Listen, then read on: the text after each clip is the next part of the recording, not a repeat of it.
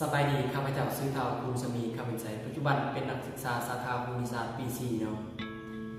จุดประสงค์ในคลิปนี้แมนจะพาพวกเรามาทดลองซอกรัศมีเงาของแผ่นซีดีเนาะซึ่งอุปกรณ์ในการทดลองของเรานี้เนาะหนึ่งแมนโคมไฟเนาะจะเป็นบ่อกำเนิดแสงของเราอันที่สองแมนแผ่นซีดีเนาะจะเป็นวัตถุกันแสงอันที่สามแมนดินน้ำมันเป็นจังได๋นั้นไปติดตามนำกันเลยเนาะระยะห่างระหว่างบ่อกำเนิดแสงหาวัตถุกันแสงแม่น50 เมตรและต่อมาแม่นเฮาแทกรัศมีของแผ่นซีดีหรือว่าวัตถุกันแสงของเฮานี้มันแม่นเท่าไหร่เนาะ5 เซนติเมตรเนาะแทกจากวัตถุกันแสงนี้หรือว่าจากแผ่นซีดีนี้ไปหาเงาของมันเนาะอยู่หลังของมันนี่อยู่กระดานนี่แม่น47 เซนติเมตรเนาะในนี้แม่นเราอยากสอบเงาของแผ่นซีดีนี้อยู่กระดานนี้มันแม่นเท่าไหร่เนาะซึ่งในการสอบรัศมีของตัวนี้แม่นเราจะได้ใส่หลักเกณฑ์ตะเล็ดเราเข้าคำนวณช่วยเนาะเพื่อจะรู้รัศมีของมันเลยไปติดตามกันคือว่าเราได้ข้อมูลจากการวัดผลตัวจริงของเรานั้นหรือว่าจากการทดลองเราสามารถแก้รูปเพื่อให้เอามาลงผ่านให้ดูเนาะเอาสัญลักษณ์ซึ่งเอารูปเนาะเอารูประยะของ OA แม่ระยะจากบ่อกำเนิดแสงหรือว่าจากโคมไฟไปหาวัตถุกันแสงของเขาหรือว่าแผ่นซีดีแม่50 เซนติเมตรแล้วก็ AB นี้จาก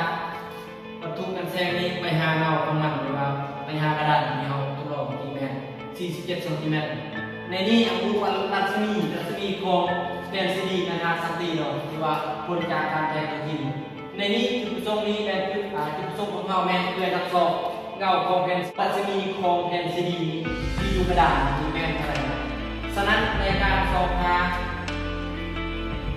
รัศมีของเงาของแผ่นซีดีนี้เราต้องได้ใช้หลักเกณฑ์อะไรเนาะเข้ามาช่วยฉะนั้นมาดูกัน A ส่วนใน OA เท่ากับ BB เนาะส่วนใน OB เนาะฉะนั้นเราจะคอนเอา BB เนาะอย่างแรก BB เท่ากับ AQ คู่ใน OB ส่วนใน OA เนาะซึ่งว่า OB แม่นอะไร OB แม่นผลรวมระหว่าง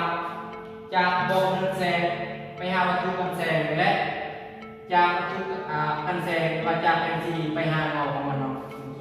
เขาจะได้ AQ นั่นแหละแม่น5 cm เนาะคูณให้ OB แม่น50บวกให้47ออกเลยเป็น97เนาะคูณให้97ส่วนให้OA แม่น50เนาะ OA แม่น50 cm เนาะเท่ากับ97 5ในอะไร5ใน10เนาะแสดงว่า B ขีดอีกแม่นเท่ากับ9.7 สมตีเนาะเกือบสิได้10 สมตีเนาะฉะนั้นเอาสอบรัศมีของวัตถุกันแสงหรือว่าแผ่นซีดีแม่นเราจะได้ 9.7 ซนติเมตรเนาะมาวันนี้การทดลองของเราสิสรุปเพียงเท่านี้เนาะในคลิปนี้ข้าพเจ้าหวังว่ามีประโยชน์บ่หลายก็น้อยสำหรับน้องๆนักเรียนหรือว่าผู้สนใจต่อไปสามารถ